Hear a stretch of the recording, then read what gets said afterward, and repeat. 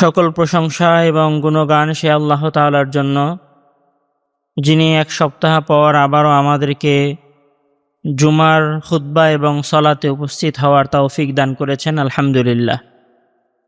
তারপর পরই দুরুদ এবং সালাম বর্ষিত হোক তার প্রেরিত সর্বশেষ এবং সর্বশ্রেষ্ঠ রাসূল মুহাম্মদ ইবনে আবদুল্লাহর উপরে। সকলেই বলি সাল্লাল্লাহু আলাইহি ওয়াসাল্লাম। সম্মানিত উপস্থিতি, আজকের জুমায় আমার সংক্ষিপ্ত জুমার খুতবার বিষয়বস্তু হচ্ছে ভোগবাদী সভ্যতা এবং আত্মিক শূন্যতা। এখানে আমরা আমাদের আলোচনায় প্রথমে হালকা করে ভোগবাদের ইতিহাস, তারপরে ভোগবাদী এই সভ্যতার মূল কাজ হচ্ছে চাহিদা তৈরি করা, তারপরে আমরা জানব যে আমাদের চাহিদা পূরণ কোনো সময় আমাদেরকে সুখ দিতে পারে না, তারপরে আমরা জানব যে মনোবিজ্ঞানের ভাষায় এবং ইসলামের দৃষ্টিতে সুখের মূল কারণ বা মূল জায়গাগুলো কি, তারপরে আমরা জানব যে জীবনের অর্থ বোঝাটাই হচ্ছে প্রকৃত সুখ, তারপরে আমরা জানব যে ভোগবাদী সভ্যতা মানুষকে শুধুমাত্র একজন গ্রাহক বানায় এবং যে যত বড় গ্রাহক, তার গ্রাহক হওয়ার উপরে তার সম্মান নির্ভর করে। এভাবে ধারাবাহিকভাবে আমরা আমাদের আলোচনার শেষে গিয়ে জানব যে ইসলাম ভোগ সম্পর্কে কি দৃষ্টি রাখে, ইসলামে ভোগের মূলনীতি কি, ইসলাম দুনিয়াকে কোন ধরনের শব্দে ব্যাখ্যা করেছেন এবং একজন মুমিনের দুনিয়া কেন্দ্রিক কি দায়িত্ব হওয়া উচিত। যতদূর সম্ভব হবে আমরা আমাদের এই জুমার খুতবায় আলোচনা করব। বাকি আলোচনা যদি কিছু বেঁচে যায় আলোচনা করার মতো, তাহলে আমরা আর এক জুমায় আলোচনা করব ইনশাআল্লাহ, মা তাওফিক ইল্লা বিল্লাহ। আমরা যদি প্রথমেই আসি, আসলে ভোগবাদী সভ্যতা বলতে সহজ ভাষায় কোনো কিছুকে ভোগ করার চাহিদা। যখন একটা সমাজের সকল কিছুই ভোগ কেন্দ্রিক ঘুরতে থাকে বা চলমান হয়, তখনই মূলত সেইখানে বাদী শব্দটা, মানে যখন কোনো মানুষ অথবা কোনো একটা সমাজ কোনো একটা জিনিসের প্রতি বেশি আকর্ষিত হয়, তখন সেখানে বাংলায় বাদী শব্দটা আসে। যেমন আমরা বলি সত্যবাদী, মানে যে সবসময় সত্য কথা বলে। মিথ্যাবাদী, মানে যে সবসময় মিথ্যা কথার সাথে নিজেকে জড়িত রাখে। ভোগবাদী সভ্যতা মানে এমন একটা সভ্যতা যে সভ্যতার মূল কথা হচ্ছে যে এখানে আমরা এসেছি ভোগ করার জন্য, মানে খাবার জন্য, এই দুনিয়াকে উপভোগ করার জন্য, দুনিয়ায় আনন্দ নেওয়ার জন্য, দুনিয়ায় উল্লাস করার জন্য, দুনিয়ায় ফুর্তি করার জন্য। এবং এই জিনিসটা যখন চরম পর্যায়ে চলে যায়, তখন এই ধরনের সমাজকে, এই ধরনের কৃষ্টি কালচারকে মূলত একত্রে বলা হয় ভোগবাদী সভ্যতা। আমরা যদি বলি যে এই পৃথিবীতে সবসময়ই এক শ্রেণীর মানুষ থেকেছে যারা দুনিয়াটাকে উপভোগ করতে চেয়েছে, এই জন্য এইখানে এক সময় কারুনের কথা আমরা শুনেছি, এই জন্য এখানে এক সময় আমরা কওমে ফিরআউনের কথা শুনেছি, এই জন্য এখানে এক সময় আমরা আদ এবং সামুদ গোত্রের মতো শক্তিশালী, ক্ষমতাশালী, ধনী সম্প্রদায়ের কথা জেনেছি। ঠিক এই রকম আমরা যদি আধুনিক ভোগবাদের কথা বলি, এই আধুনিক ভোগবাদটা মূলত আসে অষ্টাদশ শতাব্দীতে ব্রিটেনে, এবং এই বিষয়টা স্পষ্ট হয়ে ওঠে ঐতিহাসিক নীল ম্যাককেন্ড্রিক, জন ব্রুয়ার এবং J.H. প্লাম্বের যে একটি বিখ্যাত গ্রন্থ আছে, যে গ্রন্থের নাম হচ্ছে the birth of consumer society. এই বইয়ের মধ্যে ওনারা সর্বপ্রথম ভোগবাদী সভ্যতার ইতিহাস সম্পর্কে একটা পূর্ণ ধারণা দেন, যেখানে ওনারা একটা কথা, মানে ওদের বক্তব্যের মধ্যে একটা মূল কথা ফুটে ওঠে যে ভোগবাদী সভ্যতার অনেকগুলো চালিকা শক্তি আছে, মানে অনেক কিছু ভোগবাদী এই সভ্যতাকে চলমান রাখে বা মানুষকে ভোগের প্রতি উৎসাহিত করে। তার মধ্যে যেটা সবচেয়ে বড় শক্তি যেটা মানুষকে ভোগের প্রতি উৎসাহিত করে, সেইটা হচ্ছে ঈর্ষা, মানে মানুষের ভেতরে আরেকজনকে দেখে সেইটা অর্জন করার আগ্রহ তৈরি করে দেওয়ার প্রবণতা। তো এই প্রবণতার উপরে বা এই প্রবণতাটার সবচেয়ে বেশি প্রচলন শুরু হয় আধুনিক বিশ্বকে সামনে রাখলে অষ্টাদশ শতাব্দীতে ব্রিটেনে। এবং এইখানে ঊনবিংশ শতাব্দীর শেষের দিকে ব্রিটেনে ডিপার্টমেন্টাল স্টোর, মানে এখন যেরকম বড় বড় দোকানগুলো তৈরি হয়েছে, যেগুলোতে একসাথে সবজি, মোবাইল থেকে নিয়ে শুরু করে সকল ধরনের খাদ্যদ্রব্য পাওয়া যায়, এই ধরনের ডিপার্টমেন্টাল স্টোরগুলো মূলত ঊনবিংশ শতাব্দীতে ব্রিটেনে আসা শুরু হয় এবং এইগুলোর মাধ্যমে মানুষের মাঝে ভোগের প্রতি বেশি আগ্রহ তৈরি হয়। এরপরে বিংশ শতাব্দীতে এই ভোগবাদী সভ্যতাটাকে বা ভোগের ধারণাটাকে মানুষের ভেতরে ঢুকিয়ে দেওয়ার ক্ষেত্রে যেই দেশ এবং যেই দেশের কৃষ্টি কালচার সবচেয়ে বেশি ভূমিকা পালন করে সেটা হচ্ছে আমেরিকা। এবং 1880-র দশকে এসে যুক্তরাষ্ট্রে মূলত এমন এক জাতি গড়ে ওঠে যেই জাতির মূল উপাস্য এবং মূল উপাসনা, মানে মূল ইবাদতের জায়গা বা মূল কাজের জায়গা হিসেবে জায়গা করে নেয় আরাম, শারীরিক স্বাচ্ছন্দ্য এবং অনন্তহীন অর্জন। মানে এখানে মানুষের কাছে গুরুত্বপূর্ণ হয়ে যায় কি, যে আমাকে আরাম অর্জন করতে হবে, শারীরিক স্বাচ্ছন্দ্যটাকেই মূল প্রায়োরিটি দেওয়া শুরু হয় এবং এই জায়গায় অনন্তহীন অর্জন, মানে আমাকে অর্জন করতেই থাকতে হবে, এই ধরনের ধারণাগুলো বিল্ড আপ হওয়া শুরু করে। 1920-এর দশকে এসে দেখা যায় যে মানুষের যে মৌলিক চাহিদাগুলো ছিল সেগুলো অনেক অংশেই পূরণ হওয়া শুরু হয়। মানে মানুষের মৌলিক চাহিদা বলতে মানুষ জ্ঞান অর্জন করবে, মানুষ রাস্তাঘাট পাবে চলাফেরা করার জন্য, মানুষ যানবাহন পাবে সরকারি নিজেদের চলাফেরা করার জন্য।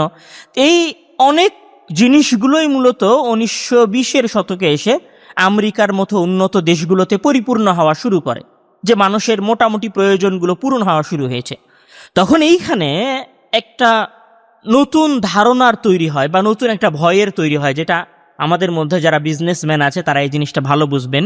সেটা হচ্ছে ওভার প্রোডাকশন বা অতি উৎপাদন। মানে সবার যদি নর্মাল প্রয়োজনগুলো পূরণ হয়ে যায়, তাহলে আমরা যে জিনিসগুলো উৎপাদন করব বা ব্যবসায়ীরা যে জিনিসগুলো উৎপাদন করবে সেগুলোকে ব্যবহার করবে, তখন বাজারে তো সেগুলোর চাহিদা কমে যাবে এবং সেগুলোর মূল্য তখন কি থাকবে, কমতে থাকবে। যেমন আপনারা জানেন যে কোনো সময় ধরেন এক সময় আমরা দেখি যে বাজারে ফুলকপির দাম হচ্ছে 50 টাকা কেজি, আবার দেখবেন মাঝে মাঝে ওই ফুলকপির দাম হচ্ছে 15 টাকা কেজি। কেন? ওইটার ব্যাপক উপস্থিতি বাজারে লক্ষ্য করা গেছে। তো বাজারে যখন উপস্থিতি বাড়ে, কোনো কিছুর যখন ওভার প্রোডাকশন হয়, তখন সেটার চাহিদা কমে যায় এবং মূল্য কমে যায় চাহিদা কমে যাওয়ার কারণে। তখন ব্যবসায়ীদের মাঝে একটা ভয় দেখা দেয়, যেখানে তো মানুষের নর্মাল যে চাহিদা ছিল সেগুলো তো পূরণ হওয়া শুরু হয়ে গেছে, তাহলে আমাদের ব্যবসা কিভাবে তৈরি হবে? তখন এখানে একজন বিখ্যাত দার্শনিক আছেন, জন স্টুয়ার্ট মিল। উনি এখানে একটা ধারণা দিয়েছিলেন স্থির রাষ্ট্র, মানে মানুষের যখন মৌলিক চাহিদাগুলো পূরণ হয়ে যাবে তখন মানুষ মূলত আধ্যাত্মিক হওয়া শুরু করবে, ইবাদতের দিকে মনোযোগ দিবে, আত্মার প্রতি ফোকাস দিবে।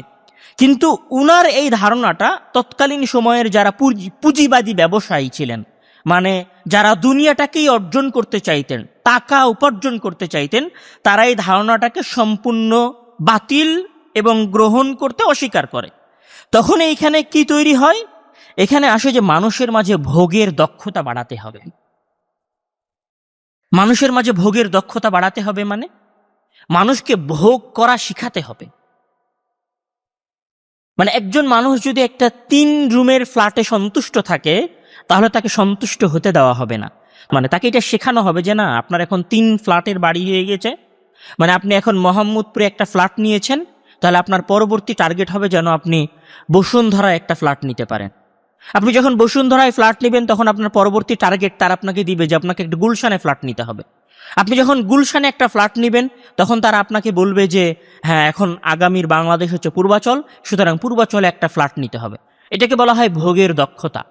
তখন মানুষের মাঝে তারা এই ভোগের দক্ষতাটাকে বাড়ানো শুরু করে এবং এই ভোগের দক্ষতা বাড়ানোর উপরেই মূলত বর্তমান পৃথিবীর পুরো পুঁজিবাদী যে সিস্টেম, পুরো পৃথিবীর যে ব্যবসায়িক চেইন, বিজনেসের যে চেইন আছে, যে ব্যবসা আছে, পুরো ব্যবসাটা মূলত এই ভোগবাদী দক্ষতার উপরে চলছে। মানুষকে এখানে যত ভোগের দক্ষতা দেওয়া যাবে, এখানে ব্যবসা তত বেশি বাড়বে। তো তাদের এই ধারণার উপরে বা এই ইতিহাসের উপরেই মূলত ভোগবাদী সভ্যতার শুরু। এরপরে এখানে যেটা শুরু হয়, ভোগবাদী সভ্যতার মূল যেটা চালিকা শক্তি, আমরা একটা চালিকা শক্তির কথা বলেছিলাম যে ঈর্ষা, মানে মানুষের ভিতরে একজনকে দেখে আর একজনকে ওইটা নেওয়ার প্রতি আগ্রহী করা, এটা যেমন একটা চালিকা শক্তি, ঠিক তেমন এই ভোগবাদী সভ্যতার সবচেয়ে বড় চালিকা শক্তিগুলো, সবচেয়ে বড় চালিকা শক্তি, ঈর্ষাটাকে আমরা একটু যদি পেছনে রাখি, তাহলে ভোগবাদী সভ্যতার সবচেয়ে বড় চালিকা শক্তি হচ্ছে অসীম চাহিদা তৈরি করা মানুষের মাঝে। অসীম চাহিদা মানে মানুষের কোনো সময় চাহিদা ফুরানো, ফুরাতে দেওয়া না দেওয়া। আমি যদি একটু উদাহরণ দিয়ে বোঝাই যে মানুষের চাহিদা কিভাবে ফুরাতে দেওয়া হয় না, যেমন ধরেন যখন আমাদের কাছে আইফোন 11 প্রো ম্যাক্স ছিল, তখন কি আমরা যোগাযোগ চলমান রাখতে পারিনি, কথা বলতে পারিনি? তখন কি আমাদের ইউটিউবাররা ভিডিও করেনি? করেছে তো। তারপরেও আমরা কি করেছি, 11 প্রো ম্যাক্সের সেখান থেকে 12, 13, 14, দেখেন 14, 15, 16 এগুলো সব কাছাকাছি। যারা এই মোবাইলগুলো ব্যবহার করেন, একদম কাছের উদাহরণ দিচ্ছি যেহেতু আপনারা ঢাকার মানুষ, এই জিনিসগুলো ভালো বুঝবেন। আপনি যদি দেখেন যে 14, 15, 16 যে আইফোনের যে মডেলগুলো প্রো ম্যাক্সের, এগুলো সব কাছাকাছি। তারপরেও যে মানুষটার 14 প্রো ম্যাক্স আছে সে কিন্তু 15 প্রো ম্যাক্স কিনে। তার মাথার মধ্যে থাকে যে কখন 15 প্রো ম্যাক্স আসছে। যে 15 প্রো ম্যাক্স কিনেছে সে 16 প্রো ম্যাক্স কিনতে চায়। দেখেন যার কাছে 16 প্রো ম্যাক্স ছিল, যখনই বাজারে 17 প্রো ম্যাক্স এসেছে তখনই তারা কি করেছে, 17 প্রো ম্যাক্স কেনা শুরু করেছে। কেন? এটাকে বলা হয় অসীম চাহিদা, মানে মানুষের চাহিদাকে ফুরাতে না দেওয়া। মানুষ কোনো সময় তার চাহিদাকে পূর্ণ করতে পারবে না। যেমন যে লোকটা ভেবেছিল, ইস যদি আমার কাছে একটা ভালো ফোন থাকতো, অন্তত স্যামসাংয়ের S22 আলট্রা। দেখবেন যে মানুষটা S22 আলট্রা যখন কিনেছে তখন তার মনের মধ্যে এসেছে, বর্তমান বের হলো বাজারে S26 আলট্রা, অন্তত যদি S25 আলট্রাটা কেনা যেত। মানে যে চাহিদা দুনিয়ার কেন্দ্রিক, এই চাহিদাটা কোনো সময় ফুরায় না। এই কথাটা একটু স্পষ্ট হবে যদি আমরা প্রখ্যাত অর্থনীতিবিদ জর্জ কেনেথ গলব্রেথস, ওনার একটা বই আছে দি অ্যাফিলিয়েন্ট সোসাইটি, 1958 সালে উনি এই বইটি লেখেন। ইনি এই বইয়ের মধ্যে একটা তত্ত্ব দেন, যেই তত্ত্বের নাম হচ্ছে নির্ভরশীলতার প্রভাব তত্ত্ব, যেখানে দেখানো হয় যে একজন ব্যক্তি যখন ধনী হবে, ওই ধনী ব্যক্তির মাঝে কৃত্রিম চাহিদা তৈরি হবে, আর্টিফিশিয়াল নিডস, মানে কৃত্রিমভাবে ওই ব্যক্তির মধ্যে চাহিদা তৈরি করে দেওয়া হবে। এবং সেটাই ঘটছে। আমাদের এখানে যে মানুষ যত বেশি ধনী তার চাহিদা তত বেশি। দেখেন, আমি হয়তো এখানে আমরা সবাই ওই লেভেলের ধনী না, কিন্তু যারা মোটামুটি আগ্রহ রাখি, যারা মোটামুটি সময়ের মানে ঢাকার সমাজের সাথে মোটামুটি কানেকশন রাখি, তারা ধানমন্ডির একটা 4 রুমের বাসা আর মোহাম্মদপুরের একটা 4 রুমের বাসা যদি মোটামুটি টাকার হয়, মানে যারা ধনী মানুষ যে বাসাগুলো ক্রয় করে, সেই ধনী মানুষের যদি বাসা হয় তাহলে খুব একটা পার্থক্য হয় না। তারপরেও যে মানুষটা ধানমন্ডিতে বসবাস করে সে বসুন্ধরায় যেতে চায়, যে বসুন্ধরায় বসবাস করে সে গুলশানে যেতে চায়। সবার মাঝে এই আগ্রহতাটা থাকে। তো আধুনিক সভ্যতা, মানুষ যখন একটা চাহিদা পূরণ করে তখন মানুষকে পরের চাহিদা পূরণে বাধ্য করে। একজন মানুষ যতই মনে করে বাস আমার এইটা হয়ে গেলেই হবে, এরপরে আর আমি কোনো কিছু নিব না, কিন্তু তার এই আধুনিক সভ্যতা তাকে ওইটা হতে দেয় না। যখন সে একটা জিনিস অর্জন করে, মানে ধরেন একটা সভ্যতা ছিল, ভাই যদি আমার একটা মোটরসাইকেল হয়, তো যখন একটা মোটরসাইকেল কিনেছে তখন তার পরের প্ল্যান হয়ে গেছে, যদি আমার কাছে একটা FZ ভার্সন 3 আসতো। যার কাছে FZ ভার্সন 3 আসছে ও ভাবছে যে আমি যদি একটা রয়্যাল এনফিল্ড কিনতে পারতাম। মানে চাহিদা পূরণ করার পরে এই নতুন চাহিদার নিয়ম হচ্ছে যে আপনাকে যখন একটা চাহিদা তারা পূরণ করাবে, পরবর্তী চাহিদার প্রতি আপনাকে যেতেই হবে। মানে আপনি যদি একটা 15,000 ফোন থেকে 15,000 টাকার ফোন থেকে 20,000 টাকার ফোনে চলে যান, তাহলে 20,000 টাকার ফোনে যাওয়ার পরে আপনাকে 30,000 টাকার ফোনে যেতেই হবে। এটাই হচ্ছে আধুনিক ভোগবাদী সভ্যতা। এই বিষয়ে এডওয়ার্ড বার্নেস, ওনার একটা বিখ্যাত বই আছে প্রপাগান্ডা, 1928 সালে উনি এই বইটি পাবলিশ করেন। এই বইয়ের মধ্যে উনি দেখিয়েছেন যে এখানে একটা অদৃশ্য সরকার আছে এলিট শ্রেণীদের, তারাই মূলত মানুষের মাঝে এই ধরনের আগ্রহকে জিইয়ে রাখে, মানুষের চাহিদাগুলোকে আরো বাড়ায়। কিসের উপর ভিত্তি করে মানুষের চাহিদাগুলোকে বাড়ায়? বিজ্ঞাপনের উপর ভিত্তি করে।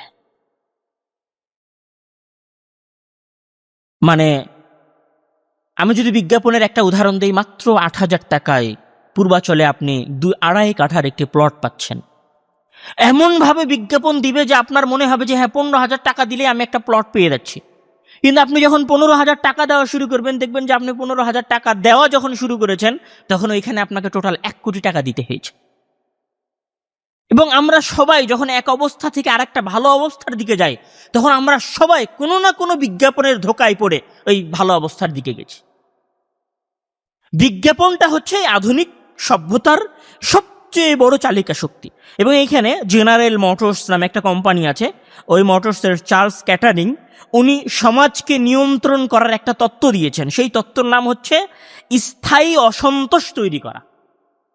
স্থায়ী অসন্তোষ মানে মানুষ যে অবস্থার ওপর থাকবে সেই অবস্থায় সে কোনোদিন সন্তুষ্ট হবে না, কোনোদিনই সন্তুষ্ট হতে পারবে না। এবং আমরা সবাই, আমি নিজে, আপনারা এবং আমাদের মাঝের ভালো মানুষ থেকে নিয়ে শুরু করে তাকওয়া পরহেজগার মানুষ থেকে নিয়ে শুরু করে সাধারণ মানুষ পর্যন্ত সবাই এই অস্থায়ী অসন্তোষের শিকার। আপনি জিজ্ঞাসা করেন, কথা দেখা হলেই বলবে যে না ভাই আছি ভালো, তবে এই জায়গাটার চাইতে যদি আরেকটু ভালো হতো তাহলে ভালো হতো। আমি যে এখন চাকরিতে আছি এই চাকরির চাইতে যদি আরেকটা ভালো চাকরি পেতাম।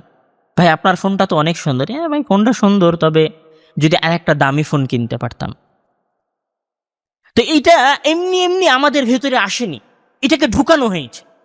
আর এইটাকে ঢুকানোর পেছনে, এটাকে আমাদের ভেতরে প্রবেশ করানোর পেছনে যে জিনিসটা সবচেয়ে বেশি ভূমিকা পালন করেছে সেটা হচ্ছে বিজ্ঞাপন। বিজ্ঞাপন হচ্ছে এই ভোগবাদী সভ্যতার সবচেয়ে বড় চালিকা শক্তি। এখানে ব্যবসা চলেই বিজ্ঞাপনের উপর ভিত্তি করে। এই যে ফেয়ার অ্যান্ড লাভলির যে অ্যাড আছে, যে আপনি ফেয়ার অ্যান্ড লাভলি ব্যবহার করুন আপনার চামড়া সাদা হয়ে যাবে, তাহলে তো আফ্রিকার সকল মানুষ সাদা হয়ে যেত। আমাদের বাংলাদেশে তো কোনো কালো আর শ্যামলা মানুষ থাকতো না, সবাই ফর্সা হয়ে যেত। কিন্তু আমরা সবাই কি ফর্সা হয়েছি? কতজন, কত ইয়াং যুবক ফেয়ার অ্যান্ড লাভলির যেইটা যুবকদের জন্য সেইটা কিনে ব্যবহার করেছে নিজেকে একটু ফর্সা দেখানোর জন্য। কিন্তু বাস্তবিক কি দিন শেষে আমরা কেউ সেটা অর্জন, আমি সবচেয়ে ছোট উদাহরণ দিলাম যেটা আমরা সবাই করি। আপনারা সবাই সানসিল্কের অ্যাড দেখেছেন। ওই অ্যাডে ওই রমণীর যে চুল আছে, আপনাদের কারো কি ওই সানসিল্ক ব্যবহার করার মাধ্যমে ওই রকম চুল হয়েছে? যার চুল আগে থেকেই ভালো ছিল তার চুল ভালোই আছে, হয়তো শ্যাম্পু ব্যবহার করার মাধ্যমে চুলের একটু যত্ন নেওয়া হয়েছে। কিন্তু তারা কি আপনাকে বলে যে আপনি চুলের যত্ন নেন? তারা আপনাকে চুলের যত্ন নেওয়ার কথা বলে না। তারা আপনাকে দেখায় যে সর্বোচ্চ আপনি কত দূর যেতে পারবেন, মানে সর্বোচ্চ জায়গাটা তারা আপনাকে দেখায় এবং সর্বোচ্চ জায়গার প্রতি আপনাকে আকৃষ্ট করে। তারা কোনো সময় এটা বলে না যে আমার মোটামুটি যে চুলটা আছে এই চুলটা একটু যত্নে থাকবে, চুলটা জটলা বাঁধবে না, চুলের মধ্যে ময়লা হবে না, চুলের মধ্যে খুশকি হবে না, চুলের মধ্যে উকুন জন্ম নিবে না, এই ধরনের কথা তারা বলে না। তারা একদম ওপরের সবচেয়ে টপ লেভেলের যে জিনিসটা অর্জন করা সম্ভব সেটা তারা দেখায়, যেটা বাস্তবে আমরা কেউ অর্জন করতে পারি না। তাহলে এই পুরো ভোগবাদী সভ্যতাটা যেটার উপর ভিত্তি করে চলছে সেটাকে মূলত আমরা বলতে পারি যে বিজ্ঞাপনের উপর ভিত্তি করে চলছে। এই পৃথিবীর সবচেয়ে বড় ফিতনার নাম এবং এই পৃথিবীর এই ভোগবাদী সভ্যতার সবচেয়ে বড় জাদুকরী বিষয়ের নাম হচ্ছে অ্যাড, বিজ্ঞাপন। আমরা সবাই বিজ্ঞাপন দেখে কোনো না কোনো জিনিস কিনে ঠকেছি। এখন এইখানে আমরা যদি আমাদের এই অংশের আলোচনার সারমর্ম টানি, তাহলে ভোগবাদী সভ্যতার দুইটা ভিত্তি মূলত আমাদের সামনে স্পষ্ট হয়। ভোগবাদী সভ্যতার একটা ভিত্তি হচ্ছে স্থায়ী অসন্তোষ তৈরি করা মানুষের মাঝে, মানে মানুষ যে অবস্থায় থাকবে সে অবস্থায় সে সন্তুষ্ট হবে না কোনো সময়। আর এই স্থায়ী অসন্তোষটা, এই জিনিসটাকে যে জিনিসটা বাড়ায় সেটার নাম হচ্ছে বিজ্ঞাপন। এরপরে এখন আসি যে আসলে আমরা যখন চাহিদাটা পূরণ করে ফেলি, যে কথাটা আমি আগেও বলেছি সে কথাটা একটু দলিল দিব, যে আমরা যখন একটা চাহিদা পূরণ করি তখন কি বাস্তবেই আমাদের চাহিদাটা পূরণ হয়ে যায়? মানে ধরেন আপনি মনে করেছেন, আমি আবার পিছনের উদাহরণগুলো দিচ্ছি, আপনি মনে করেছেন যে আমার এইটা হলে বাস আমার হয়ে যাবে, এই চাহিদাটা আমার পূরণ হবে। বাস্তবে কি কোনোদিন হয়েছে যে আপনি আগের যে চাহিদাটা পূরণ করার চিন্তা করছিলেন ওই চাহিদাটা যখন পূরণ হয়ে গেছে তখন আপনার বাস্তবেই আপনার চাহিদা এবং আশাগুলো পূর্ণ হয়ে গেছে? আপনি ভেবে দেখেন যে আপনার ক্ষুধা বেড়েছে। আপনার প্রথম ক্ষুধা যদি থাকে 15,000 টাকার, তাহলে পরের ক্ষুধা হয়েছে 25,000 টাকার। আর যখন 25,000 টাকার ক্ষুধা নিবারণ হয়েছে তখন আপনার পরের ক্ষুধা হয়েছে 50,000 টাকার। যখন আপনার 50,000 টাকার ক্ষুধা নিবারণ হয়েছে তখন আপনার পরের ক্ষুধা হয়েছে 1,00,000 টাকার। বিজ্ঞানের ভাষায় মানুষের এই অসীম চাহিদা, মানে চাহিদা না পূরণ হওয়াটাকে বলা হয় হেডোনিক ট্রেডমিল। বিখ্যাত মনস্তাত্ত্বিক বিজ্ঞানী ব্রিকম্যান এবং ক্যাম্পবেল, ওনারা মূলত এই হেডোনিক ট্রেডমিলের ধারণাটা দেন। ট্রেডমিল মানে বাসায় ওই যে দৌড়ানোর যে মেশিন থাকে না, ওই দৌড়ানোর মেশিনের উপরে আমরা দৌড়াতে থাকি, কিন্তু বাস্তবে কিন্তু আমরা একটুকু সামনে যাই না, বরং যেখানে দৌড়াচ্ছিলাম ওখানেই থাকি। তো আমাদের চাহিদাটা হচ্ছে ওই রকম। আমরা যতই মনে করি যে চাহিদাটা পূরণ হবে, বাস্তবে ওই চাহিদাটা পূরণ হয় না, বরং আমরা ওই চাহিদার জায়গাতে দৌড়াতেই থাকি। এই জন্য এটাকে সমাজতান্ত্রিক গ্রেগ ইস্টারব্রুক উনি এটাকে বলেছেন প্রাচুর্য অস্বীকার। মানে একজন মানুষ পেতে থাকে আবার অস্বীকারও করতে থাকে। মানে ও মনে করে যে এটা দিয়ে আমার চাহিদা পূরণ হবে, কিন্তু আবার অস্বীকার করে এটাকে, যে না, এটা দিয়ে আমার চাহিদা পূরণ হচ্ছে না, সামনে আর একটা লাগবে। তো বাস্তবে সে সেটা, যেটা দিয়ে সে চাহিদা পূরণ করতে চাচ্ছিল, কিছুক্ষণ পরে সে সেটাকে অস্বীকার করে ফেলে। এবং এইটা কেন হয়?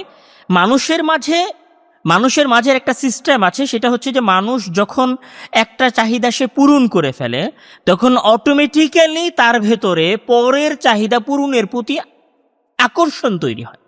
এই জন্য ইসলাম মানুষকে চাহিদা সীমাবদ্ধ করার কথা বলেছে, এবং ইসলাম ওইদিকে ইশারা করেছে। লাউ আন্না লি ইবনে আদামা ওয়াদিয়াম মিন যাহাবিন আহাব্বা আন ইয়াকুনা লাহু ওয়াদিয়ান ওয়ালাই ইয়ামলা আফাহা ইল্লা তুরাব। বুখারী মুসলিমের হাদিস, যে যদি আদম সন্তানের, মানে 1, 2 হাজার 3 হাজার টাকা না, যদি আদম সন্তানকে একটা মাঠ ভর্তি সোনা দিয়ে দেওয়া হতো, তাহলে ওই এক মাঠ ভর্তি সোনা পাওয়ার পরে সে চাইতো মনে মনে, ইস, যদি আমার আরো একটা মাঠ ভর্তি সোনা হয়।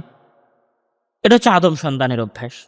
এবং এখানে রাসূল সাল্লাল্লাহু আলাইহি ওয়াসাল্লাম হাদিসের শেষে গিয়ে বলেছেন যে আদম সন্তানের চাহিদা পূরণ করতে পারবে না ইল্লা তুরাব, মাটি ছাড়া। মানে আদম সন্তানের চাহিদা শেষ হবে কোথায়? যখন সে কবরে চলে যাবে তারপরে। এই জন্য মহান আল্লাহ তাআলা পবিত্র কোরআনের মধ্যে বলছেন যে আলহাকুমুত তাকাসুর হাত্তা যুরতুমুল মাকাবির। আলহাকুমুত তাকাসুর, এই দুনিয়ার প্রাচুর্যতা, দুনিয়ার লোভ, দুনিয়ার আগ্রহ তোমাদেরকে আকৃষ্ট করতেই থাকবে যতক্ষণ না তোমরা হাত্তা যুরতুমুল মাকাবির, যতক্ষণ না তোমরা কবরের সামনে গিয়ে উপস্থিত হও। আচ্ছা, এখন এখানে আর কিছু কথা বলি। সেটা হচ্ছে যে এই চাহিদার এই সভ্যতার যেটা সবচেয়ে বড় সমস্যা, বা যেটার কারণে মানুষ এই ভোগবাদী সভ্যতার প্রতি আকৃষ্ট হয়েছে, সেটা হচ্ছে এই সমাজে ভোগের কারণে বা কে কত বেশি টাকা ভোগ করতে পারছে সেইটার উপরে মানুষের সামাজিক স্ট্যান্ডার্ড বা মানুষের সামাজিক সম্মানটা নির্ভরশীল হয়ে গেছে।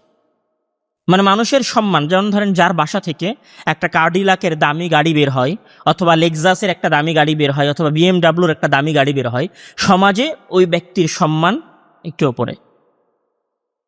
একটা রাস্তায় যদি একটা মোটরসাইকেল আলা বাঁশি দেয়, তাহলে রিক্সাওয়ালা ওইটাকে অত তোয়াক্কা করে না।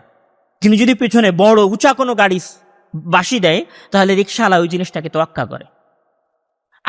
আমরা যারা ঢাকায় বসবাস করি, তাদের সবার গ্রামে বাসা আছে। আপনারা সবাই যখন গ্রামের বাড়িতে যান, তখন আপনারা দেখবেন যে আপনাদের গ্রামের যারা মানুষ আছে, তাদেরও টেন্ডেন্সি আছে, তারা ওই ধরনের মানুষকে সম্মান বেশি দেয় যার বেশি টাকা। ও নামাজ পড়ুক আর না পড়ুক, ও রোজা রাখুক আর না রাখুক, ও সিয়াম পালন করুক আর না করুক। দেখবেন যে রমাজানের ছুটিতে অথবা কুরবানি ঈদের ছুটিতে যখন ঢাকা থেকে বিএমডাব্লিউ অথবা মার্সিডিজ গাড়ি নিয়ে বাড়িতে ফিরতেছে, তখন দেখবেন গরিবদের তাদের বাসায় একটা বিশাল ভিড়, এবং গরিবেরা তাদের সামনে গিয়ে প্রশংসা করছে। মানে সমাজের সম্মান নির্ধারণ হয়েছে টাকার উপর ভিত্তি করে। এবং একটা সমাজের সম্মান যখন টাকার উপর ভিত্তি করে নির্ভর হয়, তখন সেই সমাজের রূহটা নষ্ট হয়ে যায়। এই জন্য ইসলামের যেটা মূল ভিত্তি, ইসলাম মানুষের সম্মান এবং সমাজে একজন মানুষের সম্মান নির্ধারণ করেছে টাকা বা ভোগের উপর ভিত্তি করে নয়, বরং ইসলাম একজন মানুষের সম্মান নির্ধারণ করেছে তার তাকওয়া এবং পরহেজগারিতার উপর ভিত্তি করে। এই জন্য ইসলাম মূল কথা কি বলে দিয়েছে? ইসলাম এটাই বলে দিয়েছে যে, শুধু মুসলমানদের ক্ষেত্রে বলে নাই, ইসলাম বলেছে যে ওয়ালাকাদ কাররামনা বানি আদম, যে আমরা আদমের সকল সন্তানকে সম্মানিত করেছি। মানে এখানে একজন খ্রিস্টান, একজন মুসলিম, সবাই মানুষ হিসেবে সমান, মানুষ হিসেবে। এরপরে সম্মানের পার্থক্যটা কিসের উপর ভিত্তি করে তৈরি হবে? তাকওয়া এবং পরহেজগারিতার উপর ভিত্তি করে। মানে আমি এবং একজন ইহুদি, আমি এবং একজন কোটিপতি মানুষ, আমি এবং একজন অমুসলিম একটা সেম জায়গায় দাঁড়িয়ে আছি মানুষ হিসেবে। মানে মানুষ হিসেবে আমি একজন মানুষকে তার মানুষের মতো সম্মান করব শুধু আদমের সন্তান হওয়ার কারণ। এরপরে এই সম্মানটা যদি আলাদা হয়, তাহলে এই সম্মানটা আলাদা হবে শুধুমাত্র তাকওয়া এবং পরহেজগারিতার উপর ভিত্তি করে। আজকে সবাই আমাদেরকে মানবিক হওয়ার উপদেশ দিচ্ছে, কিন্তু মানবিক হওয়ার যে সমাজের মূল মর্যাদার মানদণ্ড, এই মানদণ্ডটা তো নির্ধারণ করে দিয়ে গেছে ইসলাম। এই মানদণ্ডটা তো পুঁজিবাদী সভ্যতা নির্ধারণ করে নাই। এই মানদণ্ডটা তো আধুনিক যে মানবতাবাদী সভ্যতা, আধুনিক যে উদারনীতির সভ্যতা, তারা তো এই জিনিসটা নির্ধারণ করেনি। এবং ইসলাম এখানে এমন একটা মূলনীতি নির্ধারণ করে দিয়েছে যে আদম সন্তান হওয়ার কারণে তাকে সম্মান দেওয়া হয়েছে। মানে একজন আদম সন্তান কোনো সময়, সে যতই দরিদ্র হোক না কেন, সে হেজিটেট হতে পারবে না, কোনো সময় নিজের প্রতি বিন্দুমাত্র খারাপ বোধ নিয়ে আসতে পারবে না, আমি মনে হয় অযোগ্য, এই ধারণাটা সে নিয়ে আসতেই পারবে না। সবসময় তার মনের ভিতরে এই ধারণায় থাকতেই হবে যে আমি আদমের সন্তান, সুতরাং আমি সম্মানিত, আমি কারোর সামনে লাঞ্ছিত অপমানিত নই, আমি যতই ছেঁড়া পোশাক পরে থাকি না কেন। এবং এই জিনিসটাকে ইসলাম আরো বেশি মজবুত করেছে। এই জন্য রাসূল মহান আল্লাহ তাআলা বলছেন যে ইয়া আইয়ুহান নাস ইন্না খালাকনাকুম মিন যাকারিন ওয়া উনসা ওয়া জাআলনাকুম শুউবান ওয়া কাবাইলা লিতাআরাফু ইন্না আকরামাকুম ইনদাল্লাহি আতকাকুম। তোমাদের মাঝে সবচেয়ে সম্মানিত ব্যক্তি আল্লাহ তাআলার কাছে ওই ব্যক্তি যে ব্যক্তি তোমাদের কাছে সবচেয়ে বেশি তাকওয়া এবং পরহেজগারী। তো বাস্তবেই যদি আমাদের সমাজে এই জিনিসটা অ্যাপ্লাই হতো, প্রত্যেক মানুষ যদি মনে করতো যে আমি মানুষ হিসেবে সমান, আর তারপরে আমার মর্যাদা হচ্ছে তাকওয়া এবং পরহেজগারিতার উপর ভিত্তি করে, তাহলে আমাদের যুবকেরা, আমাদের বিশ্ববিদ্যালয়ের পোলাপানেরা এবং আমাদের বিশ্ববিদ্যালয়ের ছাত্ররা রাজনৈতিক চোর নেতাদের গাড়ির পিছনে দৌড়াতো না। যদি বাস্তবে এই কথা আমাদের সমাজে বাস্তবায়ন হতো, তাহলে আমাদের যুবক শ্রেণীরা তার এলাকার এমপি এবং মন্ত্রীর পিছনে বা মন্ত্রীর সাথে একটা সাক্ষাতের জন্য ঘন্টার পর ঘন্টা লাইনে দাঁড়িয়ে থাকতো না, রাস্তায় দেখে স্যালুট দিত না। তারা কি মনে করেছে ওরা চোর হওয়ার পরে ওরা এই সমাজের সবচেয়ে সম্মানিত, ওরা চোর হওয়ার পরে ওরা এই সমাজের সবচেয়ে এলিট শ্রেণীর অন্তর্ভুক্ত? এটা সম্পূর্ণ ইসলামী সমাজ ব্যবস্থার বিরোধী কার্যক্রম। ইসলামী সমাজ ব্যবস্থায় আপনি যখন পূর্ণ মুসলিম হবেন এবং পূর্ণ মুমিন হবেন, তখন আপনি একজন মানুষকে শুধু সম্মান করবেন তাকওয়া এবং পরহেজগারিতার উপর ভিত্তি করে।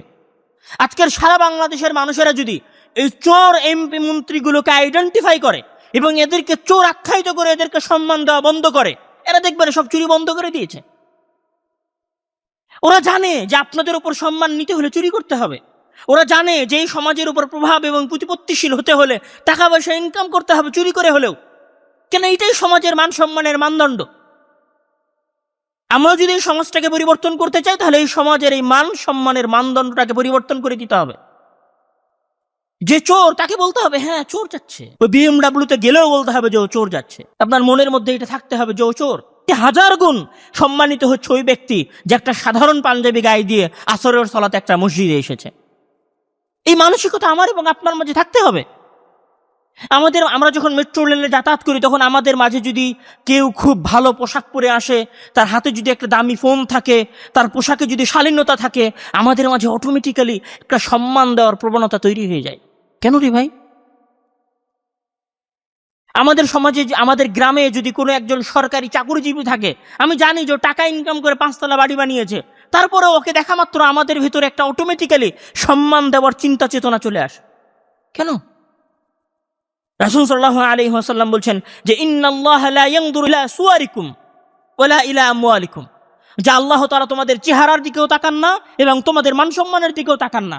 তো যার দিকে আল্লাহ তাআলা তাকান না, আমি আবার তার দিকে তাকানোর কে? আরে তোমার তো আল্লাহ মান সম্মান দেয় নাই, হুদাইলারিউ, তুমি কে? তোমার দিকে তাকাতে হবে কেন? তোমার মুখাপেক্ষী আমাকে হতে হবে কেন? আল্লাহ যেভাবে নিগলেক্ট করেছে, তাদেরকে অবহেলায় ছেড়ে দিয়েছে, আপনি তাদেরকে অবহেলায় ছেড়ে দিন। এবং এইখানেই মূলত ভোগবাদী সভ্যতার সাথে আমাদের মূল লড়াই, যে আমরা খ্রিস্টানেরা, ইহুদিরা যেভাবে আমাদের উপরে সম্মানের মানদণ্ড নির্ধারণ করে দিতে চেয়েছে, আমরা ঠিক ওইভাবেই আমাদের সমাজের মর্যাদা এবং সম্মানের মানদণ্ডটাকে নির্ধারণ করেছি। আমাদের সমাজে গ্রহণযোগ্যতার তালিকাটাকে ওইভাবেই আমরা সাজিয়েছি যেভাবে তারা চেয়েছে। এই ভোগবাদী সভ্যতার যদি আমরা পরের পয়েন্টে আসি, এই ভোগবাদী সভ্যতা যেই জিনিসটার উপর ভিত্তি করে সবচেয়ে বেশি চলে, আপনারা দেখেছেন, বিশেষ করে ওই যে বাসা বাড়ির যখন অ্যাড দেওয়া হয়, তখন ওখানে আপনাকে বলবে যে আপনি যদি এখানে একটা ফ্ল্যাট কেনেন, তাহলে এখানে একটা সুন্দর লেক আছে, যেখানে আপনি বিকেলবেলা হাঁটতে পারবেন, আপনার পরিবার নিয়ে টাইম স্পেন্ড করতে পারবেন। যেন আপনাকে এরকম একটা ভাইব দেওয়ার তারা চেষ্টা করে যে আপনি যদি এখানে ফ্ল্যাট কেনেন, তাহলে আপনি পৃথিবীর সবচেয়ে সুখী মানুষ। আপনি যদি বসুন্ধরা একটা ফ্ল্যাট কিনতে পারেন কোনো রকম, আপনাকে তারা দেখাবে চওড়া রাস্তা, মানুষজন হেঁটে যাচ্ছে, রাস্তার দুই ধারে গাছপালা, মাঝে মাঝে ফাঁকা মাঠ আছে, আপনার সন্তানেরা খেলবে, এখানে একটা সুখী পরিবার হওয়া সম্ভব। তো ভোগবাদী সভ্যতা আমাদেরকে যেই জিনিসটার মাধ্যমে সবচেয়ে বেশি প্রতারণা দিয়েছে, সেটা হচ্ছে সুখের মাধ্যমে প্রতারণা দিয়েছে। মানে আমরা সুখী হব এই কথা বলে। এবং দেখবেন যে আমাদের যে ইউটিউবাররা আছে, তারাও আমাদেরকে নতুন নতুন জিনিসের প্রতি আকৃষ্ট করে সুখের কথা বলে। একটা এসির মানে ব্র্যান্ডিং যখন হয়, একটা এসি যখন একটা ব্র্যান্ডিং করে, তখন তারা আপনাকে এটাও দেখায় যে আপনি আমাদের এসিটা ওয়াইফাই এর মাধ্যমে নিয়ন্ত্রণ করতে পারবেন, আপনাকে বারবার এসির সুইচ দিতে হবে না। এটাও সুখ। যখন একটা গাড়ি তার প্রচারণা চালায়, তখন ওই গাড়ি দেখায় যে গাড়ির ভেতরে ফ্রিজ আছে, গাড়ির ভেতরে গ্লাস রাখার জায়গা আছে, অনেকগুলো মোবাইলের পোর্ট আছে, আপনাকে কোনো কষ্ট করতে হবে না, অনেক আরামদায়ক গাড়ি। গাড়িটা আবার পেছন থেকে সিটটাকে ঠান্ডা করে, সিটটাকে পলিশ করে দেয়, শরীরটাকে মাসাজ করে দেয়, এই ধরনের গাড়িরও সিট আছে। তো আপনাকে দেখাবে, এই আধুনিক সভ্যতা আপনাকে দেখাবে যে আপনি যদি এই জিনিসটা অর্জন করতে পারেন, তাহলে আপনি প্রকৃত সুখী হবেন। আসলে বাস্তবেই কি মানুষ সুখী হয়? আচ্ছা, বাস সুখী না, সুখের ওই কথায় যাওয়ার আগে মানুষ কেন সুখ লাভ করে, আমি এখানে ইসলামের কথা বলার আগে একটু মনোবিজ্ঞান বা আমাদের আধুনিক বিজ্ঞান কি বলে সেই বিষয়ে কথা বলি। যে একজন মানুষ কখন সুখী হয়? পরে আমরা যখন মনে করি আমি এখন অনেক সুখী, বাস্তবেই কি একজন মানুষ যখন মনে করে যে আমি অনেক সুখী, তখনই সে সুখী হয়? তিনটা রাসায়নিক পদার্থ, মানে আমাদের মাথার মধ্যে, আমি উদাহরণ দেওয়ার জন্য বলি, ধরেন আমাদের মাথার মধ্যে পানির মতো কিছু পদার্থ আছে। এই পদার্থগুলো যখন নিঃসরণ হয়, মানে এই পদার্থগুলো যখন খরচ হয়, তখন মূলত আমরা সুখ পাই। আমাদের মাথার মধ্যে এই ধরনের 4টা পদার্থ আছে। এই পদার্থগুলোর প্রথম পদার্থের নাম হচ্ছে ডোপামিন। ডোপামিন ছোটোখাটো লক্ষ্য যখন পূরণ হয়ে যায়, তখন মানুষের ডোপামিন নির্গত হয়। ধরেন আপনি একটা গেম খেলছিলেন, গেম খেলতে খেলতে আপনি গেমে জিতে গেছেন, ছোট্ট একটা লক্ষ্য আপনি অর্জন করেছেন, তখন এখানে ডোপামিন নির্গত হয়। একটা হচ্ছে অক্সিটোসিন, আর আরেকটা হরমোন হচ্ছে সেরোটোনিন, আর একটা হচ্ছে এন্ডোরফিনস। এই 4টা রসায়নের, মানে 4টা রাসায়নিক বা পানির মতো পদার্থ, আমি উদাহরণ দেওয়ার জন্য বলছি, পানির মতো পদার্থ যখন নির্গত হয় আমাদের ব্রেনের মধ্যে, তখন মূলত আমরা সুখ লাভ করি। তো প্রথমটা বাদ দিলে নিচের 3টাই হচ্ছে যে জড়বস্তুর সাথে জড়িত নয়। জড়বস্তু মানে কোনো বস্তুকে কেনার মাঝে অথবা কোনো ফ্ল্যাট ক্রয়ের মাঝে এই 3টা পদার্থের কোনো একটা অনুসরণ হয় না। আমি আরেকটু ক্লিয়ার করার জন্য বলি যে সুখের মূলত 6টা উপাদান আছে। মানুষ ওই 6টা জিনিসের মাধ্যমে, 6টা জিনিস যখন হাসিল করতে পারে, তখন মানুষ সুখ পায়। এটা হচ্ছে মানে বিখ্যাত ইতিবাচক পজিটিভ ফিজিওলজির প্রতিষ্ঠাতা ডক্টর মার্টিন সেলিগম্যান, উনি একজন আমেরিকান মনোবিজ্ঞানী, ইউনিভার্সিটি অফ পেনসিলভেনিয়ার উনি হচ্ছেন অধ্যাপক। উনি 6টা উপাদানের কথা, 5টা উপাদানের কথা বলেছেন, যে এই 5টা উপাদান যখন মানুষ অর্জন করতে পারে, তখন মানুষ সুখ লাভ করে। 5টা উপাদানের প্রথম উপাদানটা কি? প্রথম উপাদানটা হচ্ছে ইতিবাচক আবেগ। মানুষের মাঝে যখন ইতিবাচক আবেগ তৈরি হয়, তখন ওই ইতিবাচক আবেগের কারণে মানুষ প্রকৃতার্থে সুখী হয়। এখন ইতিবাচক আবেগ কি?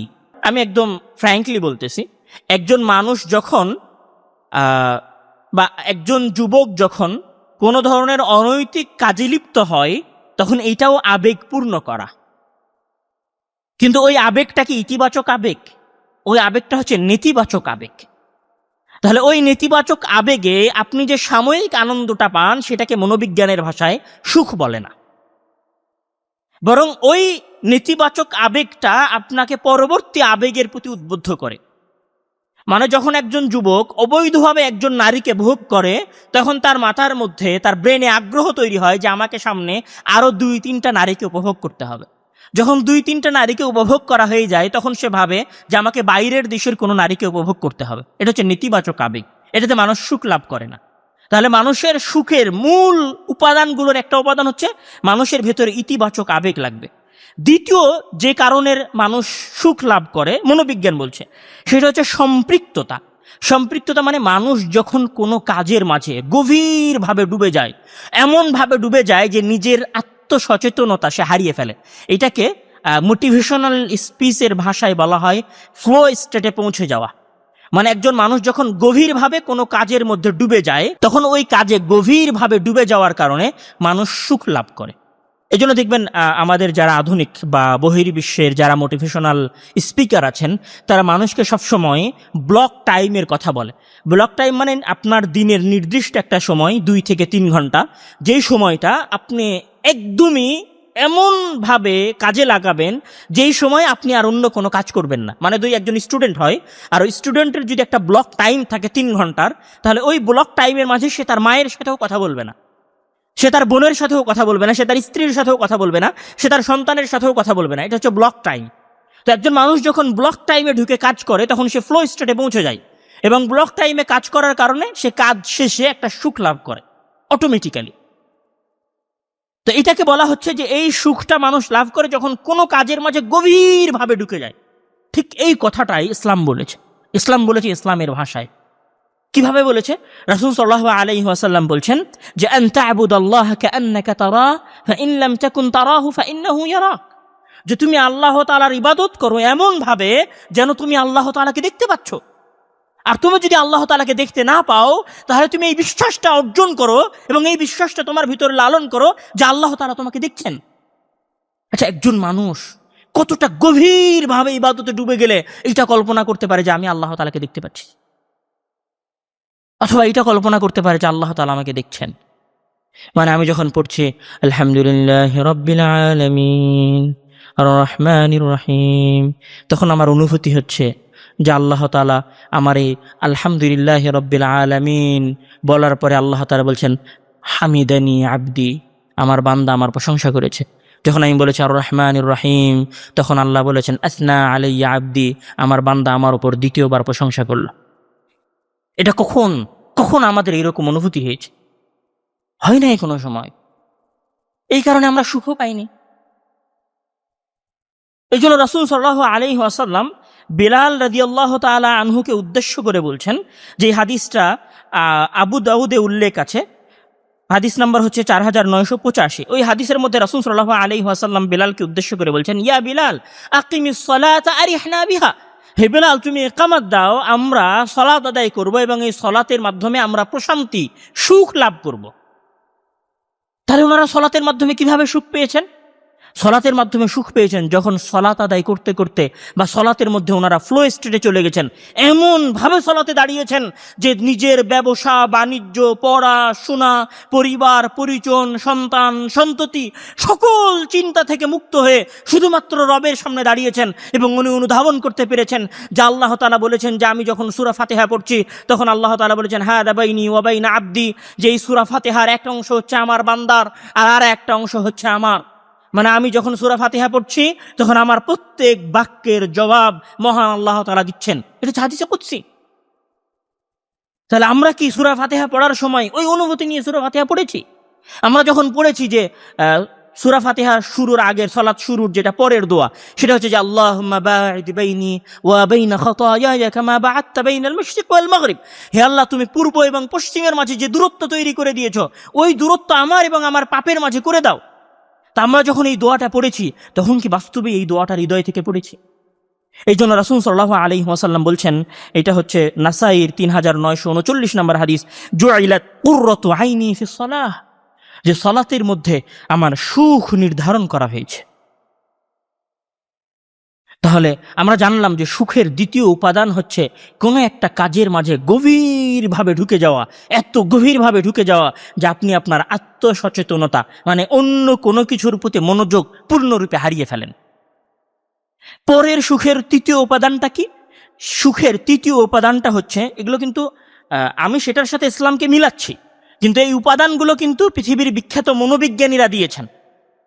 আপনি যদি বিজ্ঞান মনস্ক হন, আপনি যদি বিজ্ঞানী হয়ে থাকেন বা বিজ্ঞানের প্রতি যদি আপনার ভালোবাসা থাকে, তাহলে এই কথাগুলো আপনার বিশ্বাস করা উচিত, যদিও বা আপনি ইসলামের কথা অবিশ্বাস করেন। তারপরে তৃতীয় যে উপাদানটার কথা বলা হয়েছে সেটা হচ্ছে পজিটিভ রিলেশনশিপ।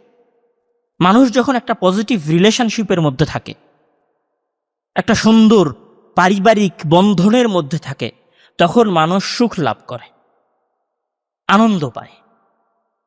আর যখন মানুষ এই ধরনের স্থায়ী পারিবারিক বন্ধনের মধ্যে থাকে না, তখন মানুষ সুখ লাভ করে না। এই জন্য ইসলাম সবসময় পরিবারকে গুরুত্ব দিয়েছে। পুরো ইসলাম টিকে আছে পারিবারিক বন্ধনের উপরে, সম্পর্কের উপরে। এখানে পৃথিবীর সবচেয়ে মজবুত সম্পর্ক কোনগুলো?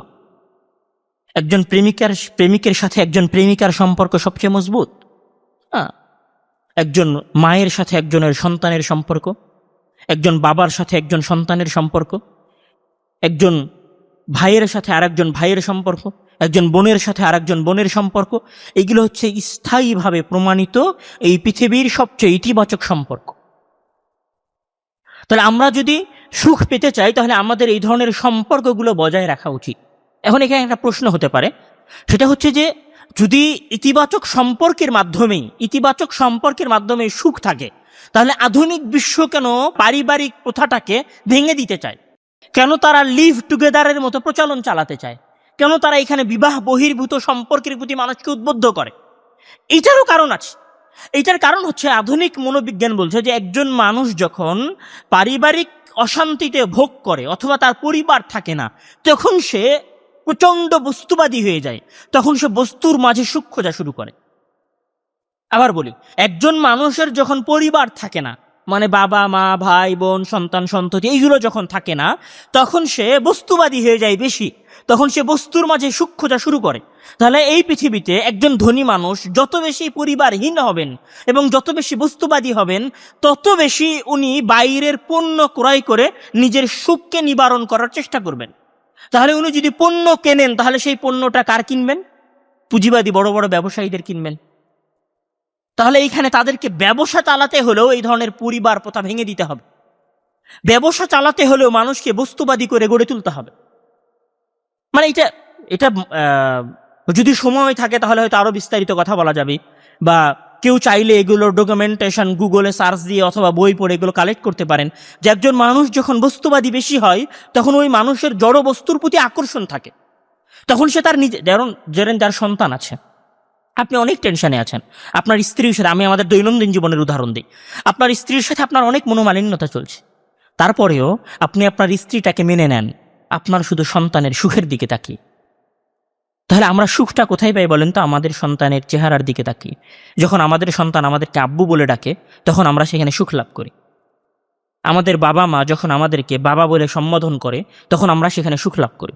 এখন আপনার যদি এই সুখের জায়গাটা না থাকে, আপনি অনেক টেনশনে আছেন, পুরো জীবনে আপনি ব্যর্থতার পরেও আপনি যখন মায়ের কাছে যান এবং আপনার মা যখন বলে না বাবা ঠিক আছে সমস্যা নাই, এগুলো সব সমাধান হয়ে যাবে, তখন আপনার বুক থেকে বোঝা নেমে যায়।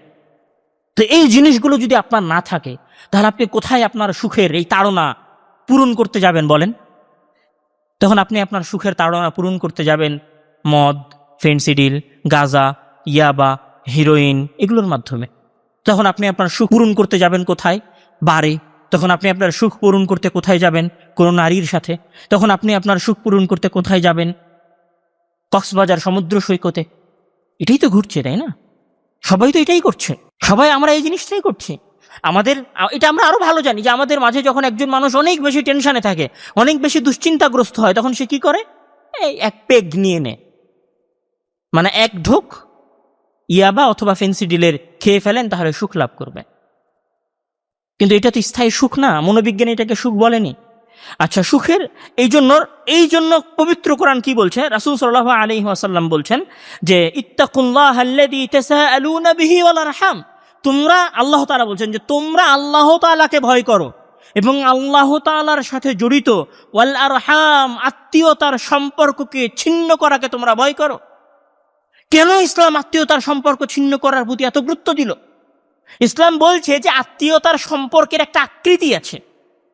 ইসলাম বলছে সেই আকৃতিটা আরশের সাথে ঝুলে থাকে, মানে আরশের সাথে ঝুলে থাকা অবস্থায় সে বলে আল্লাহ তাআলাকে উদ্দেশ্য করে, হে আল্লাহ, যে আমার সাথে সম্পর্ক রাখে তুমি তার সাথে সম্পর্ক রাখো, আর যে আমার সাথে সম্পর্ক ছিন্ন করে দেয় তুমি তার সাথে সম্পর্ক ছিন্ন করে দাও। ভয়ঙ্কর কথা না? অনেক ভয়ঙ্কর কথা যে আত্মীয়তার সম্পর্ক, মানে আপনার মায়ের সাথে সম্পর্ক ছিন্ন করলে, আপনার ভাইয়ের সাথে সম্পর্ক ছিন্ন করলে আল্লাহ তাআলা আপনার সাথে সম্পর্ক ছিন্ন করে দিবে। এটা কি সাধারণ কোনো কথা নাকি? এটা সিম্পল কোনো কথা না। তাহলে ইসলাম এত গুরুত্বপূর্ণ কথা কেন বললেন? আল্লাহ রাসূল সাল্লাল্লাহু আলাইহি ওয়াসাল্লাম এত গুরুত্বপূর্ণ কথা বলার পেছনের কি কারণ ছিল? এইটার তো মহান কোনো লক্ষ্য আছে। সেই মহান লক্ষ্য কি? এই সমাজ ব্যবস্থাকে টিকিয়ে রাখা, এই সমাজের মানুষকে নিজের যা আছে সেগুলোর প্রতি সুখী থাকতে উদ্বুদ্ধ করা। রাসূল সাল্লাল্লাহু আলাইহি ওয়াসাল্লামের আরো কঠিন হাদিস আছে। রাসূল সাল্লাল্লাহু আলাইহি ওয়াসাল্লাম বলছেন, এটা মুসলিমের হাদিস, 2556 নম্বর হাদিস, যে লা ইয়াদখুলুল জান্নাতা কাতিউ রাহিমিন, জান্নাতে প্রবেশ করতে পারবে না ওই ব্যক্তি যে ব্যক্তি আত্মীয়তার সম্পর্ক ছিন্ন করে। তাহলে ইসলাম সম্পর্ক বজায় রাখার প্রতি গুরুত্ব দিয়েছে। কেননা এই একটা সম্পর্ক যখন বজায় থাকে তখন মানুষ নিরাশ হয় না, হতাশ হয় না। আর একজন মানুষ যখন নিরাশ হয়, হতাশ হয়, তখন সে আত্মহত্যা করে, তখন সে সুইসাইড করে, তখন সে নেশাগ্রস্ত হয়, তখন সে নারীর প্রেমে মত্ত হয়, তখন সে নারী ভোগের প্রতি একজন মানুষ যখন হতাশ হয়ে যায় তখন সে যে কত কিছুর প্রতি আকৃষ্ট হয় তার কোনো ইয়াত্তা নাই। এবং শুধু এটা না, একজন মানুষ যখন নিরাশ হয় তখন সে নাস্তিক হয়ে যায়। আমরা দেখেছি আমাদের সমাজের এই ধরনের চিত্র, যে একজন মানুষ যখন হতাশ হয়ে যায়, যখন তার কোনো কিছুর উপর আর ভরসা থাকে না, তখন সে নাস্তিক হয়ে যায়। তাহলে এটা কত ভয়ঙ্কর লেভেলের জিনিস। এজন্য একজন মানুষকে সুখী হওয়াটা জরুরি, আর তার যা কিছু থাকবে সেটাতেই তাকে সুখী হতে হবে। আমরা যদি বলি যে সুখের চতুর্থ উপাদান হচ্ছে অর্থ বোঝা। মানে আপনার জীবনের ছোট ছোট কাজের অর্থ যখন একজন মানুষ বুঝতে পারে তখন সেই মানুষ সুখ লাভ করে। যেমন জীবনের ছোট ছোট কাজ, যে আমি একজন মানুষকে সহযোগিতা করব, আমি একজন মানুষকে 1000 টাকা দিব, আমি একজন মানুষকে 50,000 টাকা দিব, আমি একটু সমাজ সেবা করব, আমি একজন মানুষকে একটু হেল্প করব, এই যে মন মানসিকতা, এইটাকে এই ধরনের কাজের একটা অর্থ রাখা, মানে জীবনের ছোট ছোট কাজে অর্থ নির্ধারণ করা। জীবনের ছোট ছোট কাজের যখন অর্থ থাকে তখন মানুষ সুখ লাভ করে। এবং এর পঞ্চম যে উপাদানটির কথা উনি বলেছেন, যে একজন মানুষের সারা জীবনের একটা দীর্ঘমেয়াদী লক্ষ্য থাকা। একজন মানুষের যখন দীর্ঘমেয়াদী লক্ষ্য না থাকে তখন সে জীবনের একটা পর্যায়ে গিয়ে হতাশা, শূন্যতা এবং লক্ষ্যহীনতায় ভোগা শুরু করে। ধরেন, যেই ছেলেটা এসএসসি পরীক্ষা দিয়েছে, তার লক্ষ্য ছিল যে আমি এসএসসিতে গোল্ডেন এ প্লাস পাবো। এসএসসিতে গোল্ডেন এ প্লাস পায় নাই, তারপরে আলিম পরীক্ষা দিয়েছে। আলিম পরীক্ষা দেওয়ার পরে তার এইচএসসি পরীক্ষা দিয়েছে। এইচএসসি পরীক্ষা দেওয়ার পরে তার জীবনের লক্ষ্য ছিল আমি ভার্সিটিতে ভর্তি হব। এইচএসসিতেও গোল্ডেন এ প্লাস পায়নি। তারপরে যখন ভার্সিটিতে ভর্তি হওয়ার লক্ষ্য নির্ধারণ করেছে তখন আসলে ভার্সিটিতেও ভর্তি হতে পারেনি। তারপরে মনে করেছে যে আমি সরকারি চাকরি করব। সরকারি চাকরির জন্য যখন পরীক্ষা দিয়েছে 5-7 বার, তখন সে সরকারি চাকরি পরীক্ষাতেও টেকেনি। তখন তার কাছে মনে হয়েছে যে আমার তো এই পৃথিবীতে বেঁচে থাকার কোনো লাভ নাই। কেন? কেননা তার মনে হয়েছে যে আমার এই জীবনের একমাত্র উদ্দেশ্য হচ্ছে যে আমাকে বিসিএস ক্যাডার হতে হবে, আমাকে একটা সরকারি চাকরি নিতে হবে। এখানে দুই ধরনের নেগেটিভ দিক আছে। এক ধরনের মানুষ ওই লক্ষ্য না পূরণ হওয়ার কারণে হতাশ হয়ে গেছে, আর এক ধরনের মানুষ ওই লক্ষ্যের প্রতি অগ্রগামী হওয়ার কারণে অন্য সকল কিছু থেকে সে দূরে হটে গেছে। তখন সে রোবটের মতো হয়ে গেছে।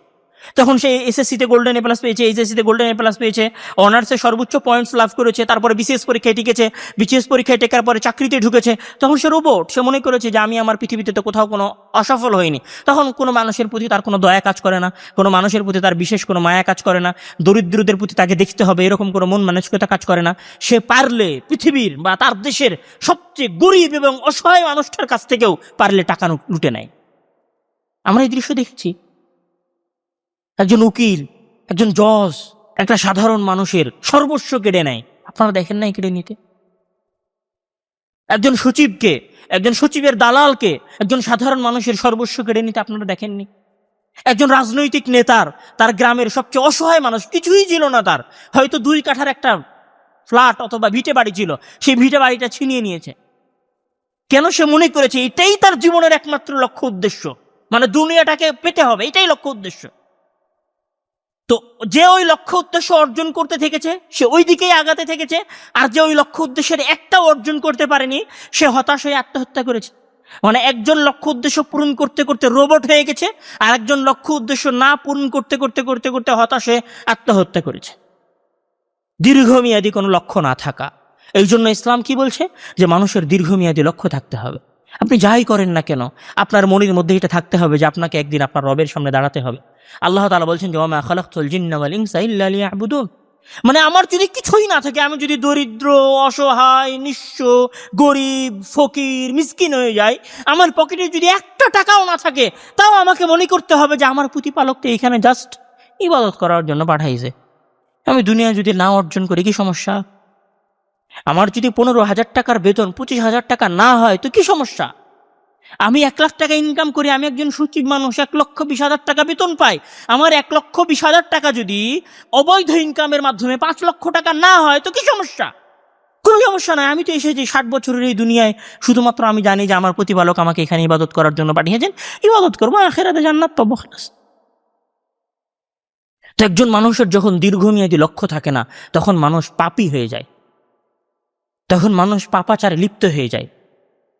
এবং এটাই আমাদের সমাজে ঘটছে। আমরা যদি আমাদের এই অংশের সারমর্ম টানি, তাহলে আমাদের এই অংশের সারমর্মটা এরকম দাঁড়াবে যে একজন মানুষের সুখী হওয়ার কারণ ফ্ল্যাট নয়, একজন মানুষের সুখী হওয়ার কারণ 5 কোটি টাকার বাড়ি নয়, একজন মানুষের সুখী হওয়ার কারণ 10 কোটি টাকার প্রপার্টিজ নয়। হ্যাঁ, 10 কোটি টাকার একটা উদাহরণ দেই। আপনার কাছে যখন সর্বপ্রথম আপনি একটা নতুন মোবাইল কিনেছিলেন, তখন ওই নতুন মোবাইলের প্রতি আপনার প্রথম 15 দিন খুব আকর্ষণ থাকে। বারবার পকেট থেকে মোবাইলটা বের করে দেখতে ইচ্ছা করে, ও মোবাইলটা অনেক সুন্দর, অনেক চমৎকার, ভাই চালায় অনেক মজা। আপনি মানুষের সামনে প্রশংসা করেন। কতদিন করেন? 3 মাস, 6 মাস? 6 মাস যদি করেন, 6 মাস পরে আপনার ওই শখের পণ্যের উপরে বিতৃষ্ণা চলে আসে। আসে না? আসে। ঠিক ওই রকম বড় লোকের ক্ষেত্রেও ঘটে, যে গুলশানের 5 কোটি টাকার ফ্ল্যাটে থাকে, ওর কাছে এক সময় গুলশানের 5 কোটি টাকার ফ্ল্যাট আর ভালো লাগে না। তখন ওর মনে হয় বুরুজ খলিফাতে একটা ফ্ল্যাট হতে হবে, যেই ফ্ল্যাটের দাম হবে 50 কোটি টাকা। বুরুজ খলিফায় যখন একটা ফ্ল্যাট হয়ে যায়, তখন ভাবেন না, ভাল লাগছে না, এখানে 100 তলা উপরে মজা নাই জিন্দিগিতে। কোথায় যেতে হবে? 100 একরের একটা জায়গা নিয়ে বিশাল ফার্ম হাউস বানাতে হবে, উমুকের একটা বিশাল ফার্ম হাউস আছে। তাহলে বাস্তবে কেউ কোনো সময় নিজের চাহিদা পূরণ করে সুখী হয়নি, সুখ পায়নি। যেটা আপনি দেখতে পান এটাকে বলা হয় সাময়িক প্রতারণা, যেটা আপনি অনুভব করেন এটাকে বলা হয় প্রতারণা। এই জন্য এটাকে আমি বলবো যে সুখের প্রতারণা। আমরা সবাই সুখের প্রতারণার মধ্যে আছি, বাস্তবে কেউ সুখী নই। বাস্তবে যদি কেউ সুখী হতে চায়, তাহলে তাকে 5 ওয়াক্ত সালাত আদায় করতে হবে আল্লাহর প্রতি পূর্ণ বিশ্বাস এবং আস্থা রেখে। যদি কেউ বাস্তবে সুখী হতে চায়, তাহলে তাকে আত্মীয়তার সম্পর্ক বজায় রাখতে হবে, বাবা মায়ের সাথে সদ্ব্যবহার করতে হবে। কেউ যদি বাস্তবে সুখী হতে চায়, তাহলে তাকে ইতিবাচক আবেগ বাড়াতে হবে।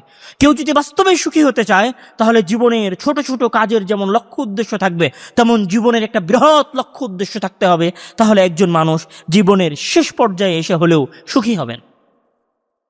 এবং এখানে যেটা সবচেয়ে গুরুত্বপূর্ণ কথা, জীবনের অর্থ বোঝাটাই মূলত আসল সুখ। অস্ট্রেলিয়ান মনোবিজ্ঞানী ভিক্টর ফ্র্যাঙ্কল, উনি এই পৃথিবীর 3য় মনস্তাত্ত্বিক স্কুলের প্রথম পরিচয়দাতা। উনি একটা বিখ্যাত বই লিখেছিলেন, বা একটা বিখ্যাত দাবি করেছিলেন মনোবিজ্ঞান সম্পর্কে। সেখানে হচ্ছে ম্যানস সার্চ ফর মিনিং, মানে একজন মানুষের জীবনের লক্ষ্য উদ্দেশ্য বুঝতে পারার মাঝেই প্রকৃত সুখ আছে। আর একজন মানুষ যখন তার জীবনের প্রকৃত লক্ষ্য উদ্দেশ্য বুঝতে পারে, তখন সে সুখী হয়। আর যখন একজন মানুষ জীবনের লক্ষ্য উদ্দেশ্য বুঝতে পারে না, এবং যখন সে দৈনন্দিন ব্যস্ততার মাঝে থাকে, তো ব্যস্ততার কারণে সে নিজের সুখ আর অসুখের অনুপস্থিতিতে টের না পেলেও যখন সে বিন্দুমাত্র অবসর পায়, তখন তার সকল সুখগুলো ধোঁকা হয়ে তার সামনে ধরা দেয়। এই জন্য উনি বলেছেন যে মানুষকে আধ্যাত্মিক হওয়া উচিত, মানুষকে গডের দিকে, মানে তার প্রভুর দিকে ফিরে যাওয়া উচিত, জীবনের স্থায়ী এবং বৃহত্তর লক্ষ্য থাকা উচিত। এবং এখানে সুখ নিয়ে যে সবচেয়ে বিশদ গবেষণাটা হয়েছিল, পৃথিবীর সবচেয়ে বড় গবেষণা, সেটা হচ্ছে Harvard study of adult development. প্রায় 85 বছর ধরে এই গবেষণাটা চলমান আছে। এই গবেষণার যিনি বর্তমান পরিচালক, ডক্টর রবার্ট ওয়ালডিঙ্গার, উনি একটা বই লিখেছেন দ্য গুড লাইফ সম্পর্কে। উনি এই গুড লাইফ বইয়ে মানুষের সুখের কিছু সারমর্ম টেনেছেন। যে মানুষ কেন সুখ লাভ করে, ওই সারমর্মগুলোও যদি আমরা সংক্ষেপ করি তাহলে ওই সারমর্মগুলোর সংক্ষেপ এটা দাঁড়াবে যে একজন মানুষকে তার জীবনের অর্থ বোঝা উচিত, যে আমি কি, আমি কেন এই দুনিয়ায় এসেছি, আমার কি দায়িত্ব, আমার কি কাজ, এই অর্থটা বোঝা উচিত। এবং আত্মীয়তার সম্পর্ক রক্ষা করা উচিত, ইতিবাচক আবেগ নিজের ভেতরে বাড়ানো উচিত, সমাজের ছোটোখাটো সমাজসেবামূলক কাজ করা উচিত। তাহলে মূলত একজন মানুষ প্রকৃত সুখ লাভ করে। এটা হচ্ছে 85 বছর ধরে চলমান একটা গবেষণার আমি আপনাদেরকে সারমর্ম বললাম। আমরা যদি সব কিছুর সারমর্ম টেনে বলতে চাই তাহলে আধুনিক বিজ্ঞানও এটা বলছে, আধুনিক মনোবিজ্ঞানও এটা বলছে, পুঁজিবাদী বিজ্ঞান না। পুঁজিবাদীরা সবসময় আপনাকে বলবে কেনার জন্য বলবে, ভোগ করার জন্য বলবে। কেননা আমরা যদি ভোগ ছেড়ে দেই, আজকের বিশ্বের ধনী মানুষেরা যদি ভোগ করা ছেড়ে দেয় তাহলে ল্যাম্বরগিনি গাড়িটা কে কিনবে বলেন? তাহলে এই যে পৃথিবীর সবচেয়ে দামি দামি গাড়িগুলো আছে, এই গাড়িগুলো কারা ব্যবহার করবে? বাস্তবে এই দামি গাড়িগুলোর প্রয়োজনীয়তা নেই, কিন্তু আমরা কিনছি। কেননা ওইটা আমাকে কেনাতে পারলে তো আরেকজনের ব্যবসা চলবে, না হলে তো আরেকজনের ব্যবসা চলবে না। মানে এই পৃথিবীর যারা ধনী আছে তাদেরকে তো আরো ধনী হতে হবে, আর এই পৃথিবীর যারা গরিব আছে তাদেরকে আরো গরিব বানাতে হবে। খেলাটা চলছে আসলে দরিদ্র আর গরিবের মাঝে। মানে যারা টপ লেভেলের ধনী, আমি গত কয়েকদিন আগের বগুড়ায় একটা বক্তব্যের মধ্যে বলেছিলাম যে আপনার জীবনের উপরে ব্যবসা হয়, মানে আপনার প্রাণ নিয়ে হলেও তারা ব্যবসা করবে, মানে নিজেরা প্রাণ দিয়ে হলে অথবা প্রাণ নিয়ে হলেও তারা ব্যবসা করে টাকা উপার্জন করতে চায়। কিভাবে? এই পৃথিবীর সবচেয়ে বড় বড় অস্ত্র কোম্পানিগুলো কারা চালায়?